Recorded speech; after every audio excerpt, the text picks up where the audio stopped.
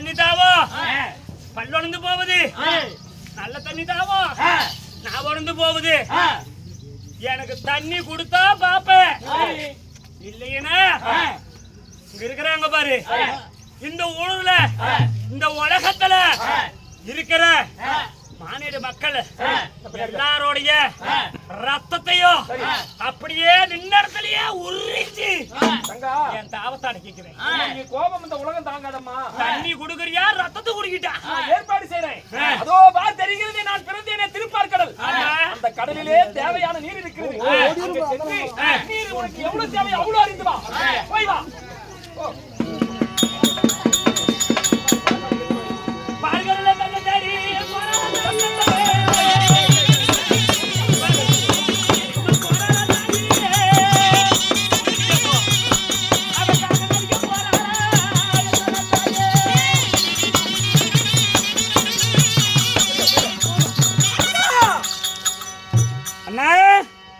மகேஸ்வரி, அங்கே போகாதம்மா தங்கா.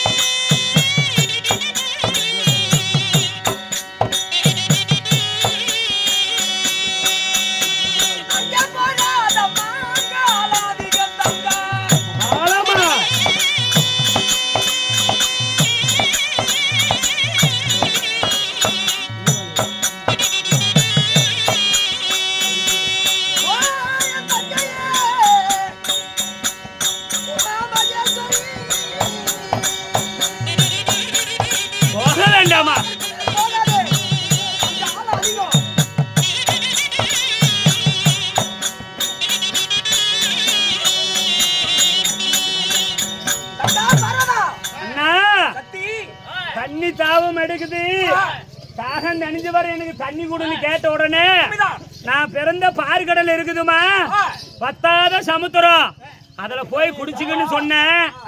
நான் அந்த கரையில இருந்து குடிச்சுக்கிட்டே வந்துட்டேன். பாதி கடல் தண்ணியை குடிச்சுவிட்டேன். பாதி கடலுக்கு வந்த உடனே நில்லுமா அப்படிங்கிற யானா என்னன்னா அந்த இடத்துக்கு மேல தாண்டி போவாத. ஏன்னா அதுக்கு மேல ஆழம் அதிகம். இதுக்கு மேல ஆழமா இருக்குமா? நான் இங்க இதுக்கு மேல தண்ணி குடிச்சிட்டு போக கூடாதா? திரும்பி வந்துரு அண்ணா.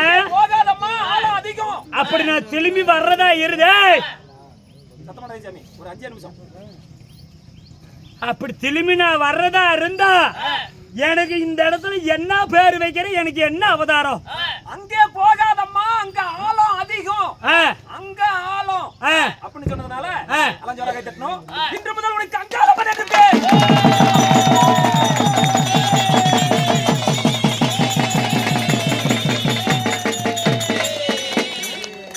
இந்த இடத்திலிருந்து உனக்கு அங்காளம்மன் என்று ஒரு பேரு. அண்ணா, உனக்கு அங்காளம்மன். இதுக்கு மேல போன எனக்கு தெரியுமடா சூழ்ச்சிக்காரா. இவ பார்க்கடலையே பாதி தண்ணியை குடிச்சு விட்டா இந்த கடல் தண்ணியே குடிச்சு விடுவா. மாநில மக்களுக்கு தண்ணி இருக்காதுன்னு மனசுல எண்ணி அதுக்கு மேல போவாத, அங்க ஆழமா இருக்குது. அதனால எனக்கு இந்த இடத்துல அங்காளம்மன்னு பேர் வைக்கிறியா? ஆகட்டும் அண்ணா. வந்துருமா அண்ணா. தங்கா, உனக்கு சிவபெருமாளையன் மைத்துனனுக்கு கல்யாணம் செய்து கொடுத்த நாளில் இருந்து இந்த அண்ணன் வீட்டு சீர்வரிசை நான் செய்யல. உனக்கு எனக்கு அங்கேயும் இங்கேயும் தெரிஞ்ச பைத்தி முடிச்சு அலைஞ்ச, பச்சை பணத்தை பால் வடிய தன்னேன், சுட்ட பணத்தை சோறியாடி தன்னேன், மாசானத்துல கிடந்தேன், மயானத்துல கிடந்தேன், அங்கேயும் இங்கேயும் திரிஞ்சு, அதாவது காவசோறு போட்டேன், ஆடு கோழி பண்ணி கொடுத்த, பசி ஆறல, தொடையறுத்து காவசோறு கொடுத்த, தின்ன தாவம் எடுத்துக்கிச்சு. தண்ணி தாவம் எடுத்ததோ அங்க ஆழம்னு சொல்லி தடுத்து விட்டேன். அண்ணா, எனக்கு அங்கே இங்கேயும் அலைஞ்சி ஒரே ஆகாசமா இருக்குது. அதனால படுக்கலாம் இருக்கிறேன். அம்மா அண்ணா, நீ படுக்கிறதா இருந்தா இந்த அண்ணன் வீட்டு பட்டு பீதாம்பரத்தை உடுத்தி தான் படுக்கணும். அப்படியே ஆகட்டும். இருந்தாலும் என் கணவர் எங்க இருக்கிறான்னு தெரியாது. கிடையாது. அவரையும் அழைச்சிக்கிட்டு வா, அவரையும் கூட்டிக்கிட்டு வந்து, ஏன்னா நானு எனக்காக வேணும்னு படைச்சேன், அவர் எனக்கு வேணும், கூட்டிக்கிட்டு வா, நாங்க 2 பேரும் ஒன்னா படுக்கணும். அப்படியா? ஆமா. மச்சான் வாயா மச்சான். என்ன நின்னுட்டு வெடி பண்றீங்க? மயானத்துல நாங்க பித்தவரை பிடித்து அது விடுவேயா? ஆமையா? மச்சான் நாங்க என்னையா செய்வோம்? அப்படியா? ஆமா. ஏம்மா என் தங்கச்சி கூப்பிடுறா பக்கத்துல இல்லையா மச்சான்? சாமி, பார்வதா உமா மகேஸ்வரி அலைஞ்சு ஆயின்னு இருக்குது. அந்த பாய் எடுத்தா சாமி. அதனால இதானே தைக்கிட்டு சாமி. நாம இப்ப வந்து அப்படி போடு. பஞ்சானையில படுக்கணும். எங்க 2 பேத்துக்கும் உள்ள வேட்டி சேலை. பஞ்சனை அலங்கரிக்கணும். அதாவது உனக்கு நாகம் கூட பிடிக்கும், நல்ல பாம்பு தாளாட்டும், உன் தலை உன்னுடைய சிரம் நம்ம செஞ்சிசிய பார்த்து நீ படுமா. அண்ணா, என்ன படுக்க சொல்றியா? பட்டு பீதாம்பரத்தை உடுத்து இரு, நான் படுக்கிறேன் இரு. இருமா, கீழே கட்டிட்டு தான் படுக்கணும். ஏம்மா?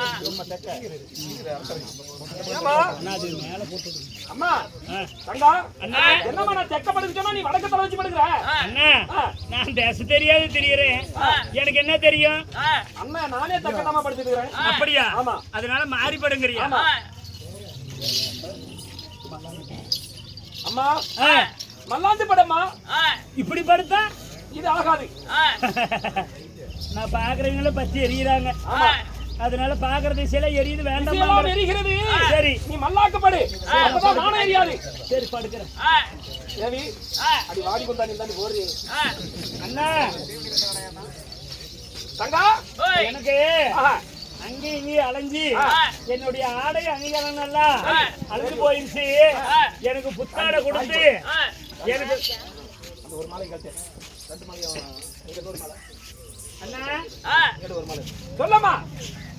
எனக்கு ஆடை ஆபரணம் அணிகலன்கள் எல்லாம் வேணும். ஆமா, எனக்கு கொடுண்ணா. தங்கா மூஞ்சி மூடாத, காத்து போடு. அந்த பாம்பு எடுத்து வந்து பெரிய பாம்புக்கு மாதிரி எடுத்தோம். பெரிய பாம்பு எடுத்து விட்டு காஞ்சோரி எடுத்து பெரிய பாம்புக்கு மாதிரி எடுத்தோம். கலைக்கிறதையா போடா. அதாவது சாமி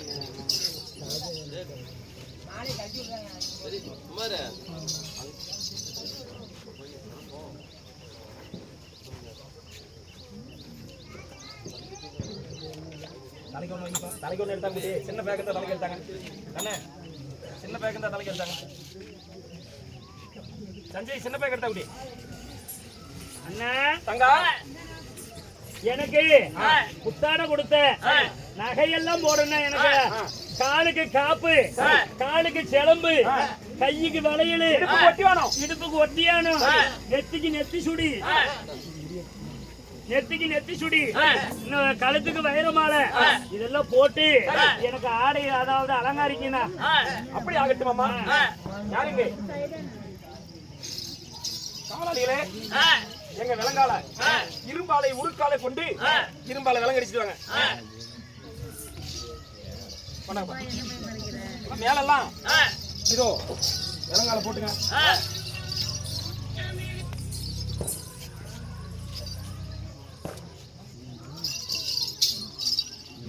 அண்ணா, நான் கேட்ட மாதிரி எனக்கு புத்தாடை அதாவது எனக்கு அணிகலன்கள் நகைகள் எல்லாம் பூட்டிட்டியா? பூட்டி விட்டேனம்மா, பூட்டி விட்டேன். எந்திரிச்சு அழகு பாக்கட்டா? அண்ணா, எந்திரிச்சு அழகு பாக்கட்டா? இப்பொழுது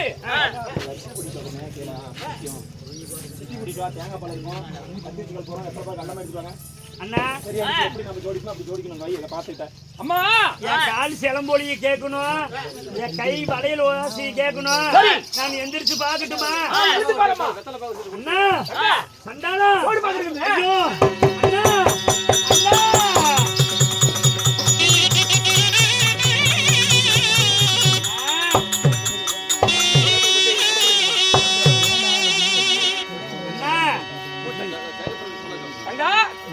என்னன்னா நகையெல்லாம் போட்டேன், எந்திரிச்சு அழகு பார்க்கலாங்கும் போது நான் எந்திரிக்கலாம்னா எந்திரிக்க முடியல. என்னன்னா செஞ்ச? தங்கா, உலகத்தை கட்டி ரட்சிக்கும் கடவுள் நானே. இந்த உலகத்திலே நான் காக்கவும் செய்வேன், அழிக்கவும் செய்வேன். என்ன நம்பி வரையில நான் கைவிட மாட்டேன். ஆனா என்ன யாரு ஒருத்தர் எடுத்துட்டாங்களோ அவங்கள உடனே நான் எவன்பதி சேர்த்துவேன். ஆனா உன் விஷயத்துல நான் மர்மமா இருந்தேனே, இந்த மாயனுடைய மகிமை என்ன நீ அறிந்து கொள்ளியா? அண்ணா, சிவப்பு மரிக்காத போடுமா, இறங்குது இல்ல இந்த மாயவனின் மகிமை என் அண்ணனுடைய கபட நாடகத்தை பற்றி உன் கணவன் திருவிளையாடலில் வல்லவன், நான் கபட நாடகத்திலே வல்லவன் என்று உனக்கு கூட தெரியாத போச்சே. இதுக்கு என்னென்ன நாடகம் ஏன்னா எங்களால எந்திரிக்க முடியல.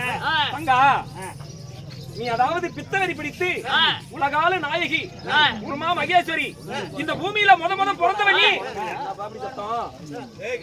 பூமியில முத பிறந்தவன் நீ, உலகால நாயகி உமா மகேஸ்வரி.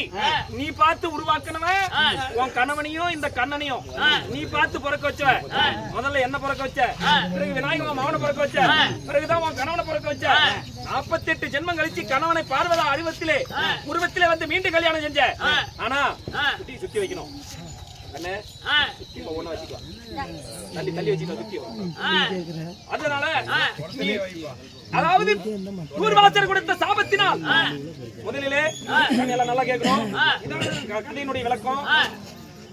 கர்வம் கொண்ட தூர்வாசர் நாரத மகாமுனிவருடைய சூழ்ச்சியால கலகம் கிடைக்கலையேன்னு நாரதன் சொன்ன கலகத்தினால உன்னை தேவர் யாரும் மதிக்கல அப்படி என்று தூர்வாசனத்திலே நாரதன் கலகம் மூட்டினான், கலகம் இல்லையேன்னு.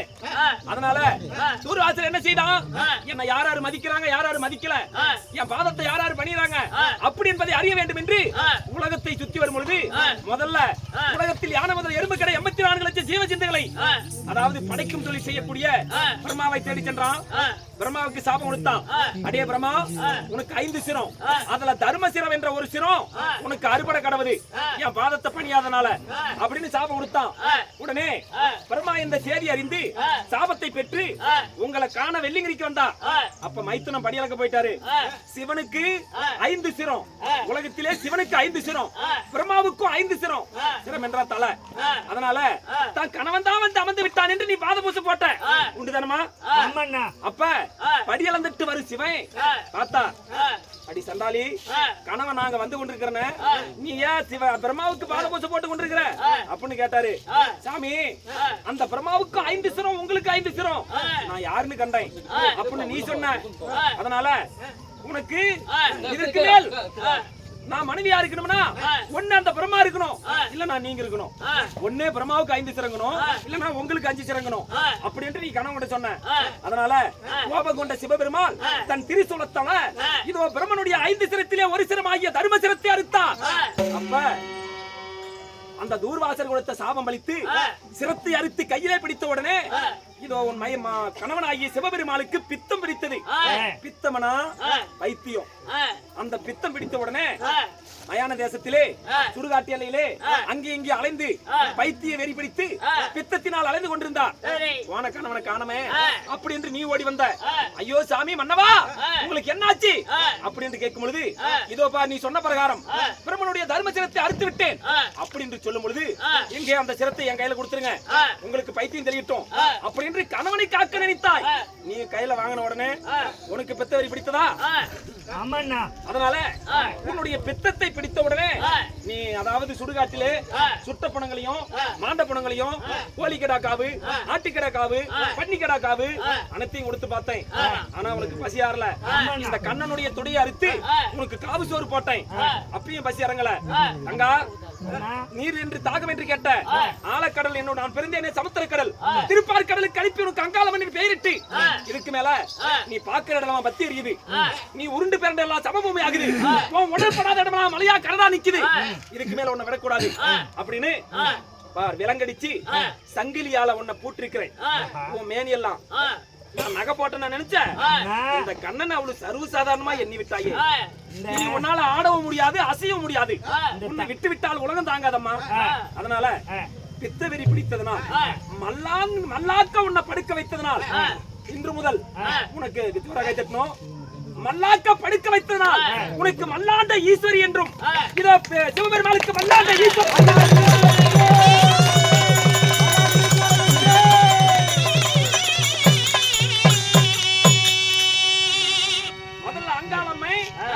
மல்லாண்ட ஈஸ்வரி மல்லாண்ட ஈஸ்வரை. இப்ப இப்ப பேர் வச்சாச்சு. அப்படி மல்லாந்து படுத்ததுனால எனக்கு மல்லாண்டு ஈஸ்வரன் பேர் வச்சேன். இப்படி கைக்கு காலுக்கெல்லாம் விலங்கடிச்சு இந்த உலகத்துல என்னோட பெரியவை யாருமே இல்ல.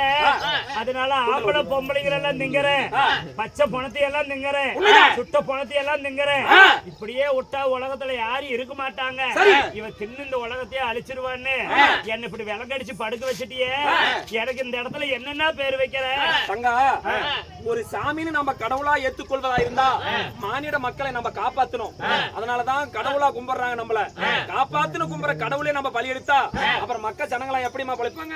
அதனால மல்லாண்ட ஈஸ்வரி மல்லாண்ட ஈஸ்வரி என்று பெயரிட்டு இப்ப பித்தவெறி உனக்கு பித்தத்தை இந்த கண்ணன் நான் பித்தவெறி பிடித்தவங்களை பித்தத்தை தெளிவுபடுத்தினால பித்தவெறி பிடித்ததனால் ஜோராக தட்டணும். பெரியாண்டி சம்மனாகவும்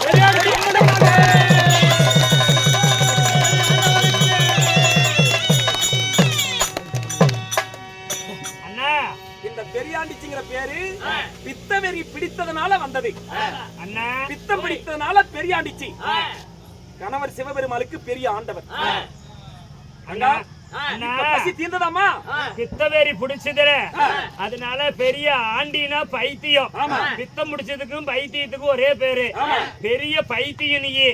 அதனால இந்த இடத்துல என்ன பெரிய பைத்தியங்கிறதுனால பெரிய ஆண்டிச்சி, பெரிய ஆண்டவன் எங்களுக்கு அவதாரத்தை வச்சுட்டேன். இருந்தாலும் எங்களை இப்படி கை விலங்கு கால் விலங்கு போட்டுட்டேன்.